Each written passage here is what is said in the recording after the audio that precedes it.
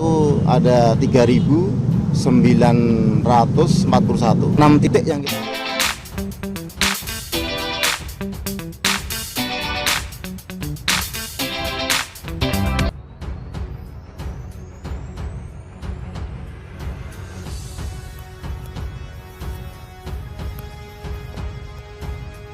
31.000 personel Polri TNI itu mau pelantikan presiden atau eksekusi penjahat perang oleh Nasruddin Johar. Polda Metro Jaya menerjunkan sebanyak 31.000 personel gabungan dalam rangka mengamankan prosesi pelantikan Presiden Wakil Presiden terpilih Joko Widodo Ma'ruf Amin pada 20 Oktober 2019. Jumlah 31.000 personel gabungan itu terdiri dari unsur Polri dan TNI. Entah apa yang menyelimuti benak negara sehingga perlu menerjunkan pasukan begitu besarnya untuk mengamankan pelantikan. Selama ini rezim begitu nyaring menggulirkan narasi adanya rencana menggagalkan pelantikan presiden. Dalam kasus tragedi Wamena saja, jumlah aparat yang diterjunkan tidak sebesar itu. Padahal Wamena jelas tidak aman, jelas ada pembantaian, pembakaran, pengerusakan, penjarahan. Padahal dalam konteks keamanan kepala negara, keadilan itu adalah benteng penjaga pemimpin yang paling kokoh, bukan pas pampres atau pasukan Polri TNI. Jika seorang pemimpin mampu bertindak adil, maka ia akan selamat dari dakwaan rakyatnya. Sementara rakyat ketika menemukan pimpinannya adil, maka rakyat akan berhenti menuntut haknya.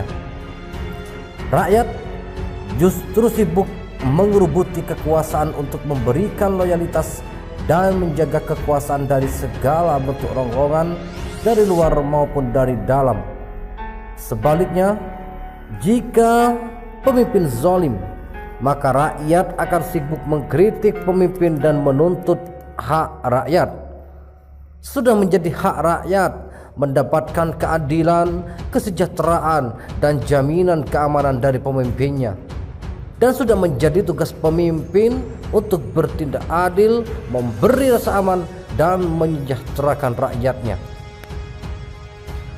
Dalam kondisi pemimpin bertindak adil, kekuasaan itu tak butuh centeng, tak butuh penjaga dan pengaman. Kekuasaan yang adil pasti akan diselimuti rasa aman sentosa. Umar bin Khattab radhiyallahu an adalah khalifah yang terkenal begitu adil. Karena itu, utusan Romawi begitu kaget mendapati Umar, Amirul Mukminin, tiduran di serambi masjid sendirian tanpa pengawalan dan dengan baju kebesarannya yang penuh tambalan.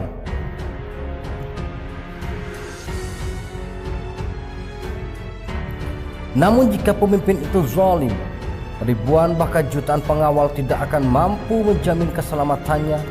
Bahkan boleh jadi ancaman itu bukan dari luar, boleh jadi malah masih berasal dari internal barisan kekuasaan. Sekarang publik bertanya, pelantikan presiden kok butuh 31.000 personel? Apakah presiden dalam kondisi tidak aman? Jika demikian, ini menjadi bukti presiden tidak bisa berbuat adil pada presiden zalim. Karena kezalimannya, pemimpin ketakutan terhadap rakyatnya. Pengamanan 31.000 personel ini seperti mau mengeksekusi penjahat perang saja untuk memberikan efek jera kepada rakyat, agar rakyat tidak melakukan kejahatan seperti yang dilakukan penjahat perang. Harusnya kalau urusan cuma pelantikan, 1.000 personel pun cukup. Tapi karena pemimpin yang dilantik zalim merasa tidak aman dari rakyatnya, maka pengamanannya dibuat heboh.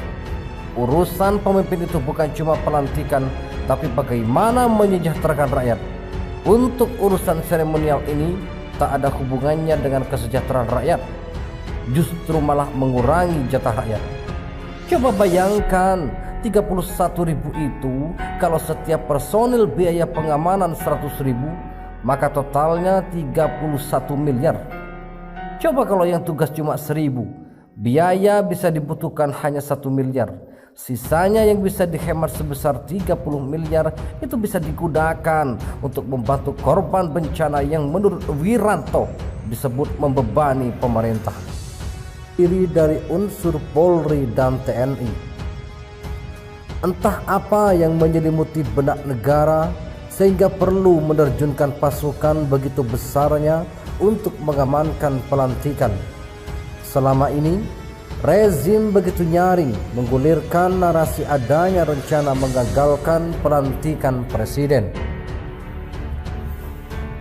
Dalam kasus tragedi Wamena saja, jumlah aparat yang diterjunkan tidak sebesar itu. Padahal Wamena jelas tidak aman, jelas ada pembantaian, pembakaran, pengrusakan, penjarahan. Padahal dalam konteks keamanan kepala negara, keadilan itu adalah benteng penjaga pemimpin yang paling kokoh, bukan pas pampres atau pasukan Polri TNI. Jika seorang pemimpin mampu bertindak adil, maka ia akan selamat dari dakwaan rakyatnya. Sementara rakyat ketika menemukan pimpinannya adil, maka rakyat akan berhenti menuntut haknya. Rakyat justru sibuk mengerubuti kekuasaan untuk memberikan loyalitas dan menjaga kekuasaan dari segala bentuk rongrongan dari luar maupun dari dalam. Sebaliknya, jika pemimpin zalim, maka rakyat akan sibuk mengkritik pemimpin dan menuntut hak rakyat. Sudah menjadi hak rakyat mendapatkan keadilan, kesejahteraan, dan jaminan keamanan dari pemimpinnya. Dan sudah menjadi tugas pemimpin untuk bertindak adil, memberi rasa aman, dan menyejahterakan rakyatnya. Dalam kondisi pemimpin bertindak adil, kekuasaan itu tak butuh centeng, tak butuh penjaga dan pengaman. Kekuasaan yang adil pasti akan diselimuti rasa aman sentosa. Umar bin Khattab radhiyallahu an adalah khalifah yang terkenal begitu adil. Karena itu, utusan Romawi begitu kaget mendapati Umar, Amirul Mukminin, tiduran di serambi masjid sendirian tanpa pengawalan dan dengan baju kebesarannya yang penuh tambalan.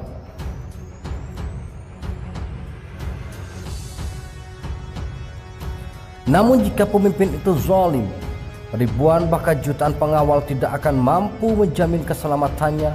Bahkan boleh jadi ancaman itu bukan dari luar, boleh jadi malah masih berasal dari internal barisan kekuasaan. Sekarang publik bertanya, pelantikan presiden kok butuh 31.000 personel? Apakah presiden dalam kondisi tidak aman?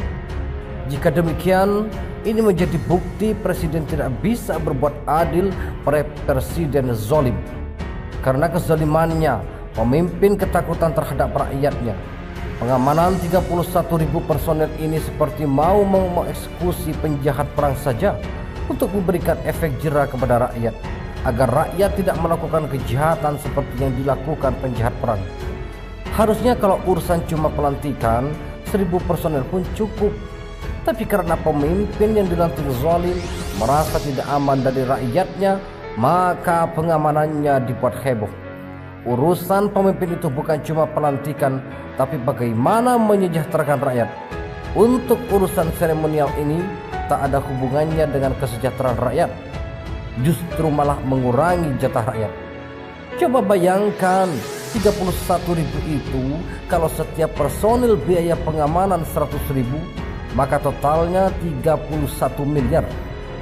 Coba kalau yang tugas cuma 1.000, biaya bisa dibutuhkan hanya 1 miliar. Sisanya yang bisa dihemat sebesar 30 miliar itu bisa digunakan untuk membantu korban bencana yang menurut Wiranto disebut membebani pemerintah. Baik para pendengar, kami hanyalah sebatas menginformasikan kepada Anda, dan Anda pula yang menentukan.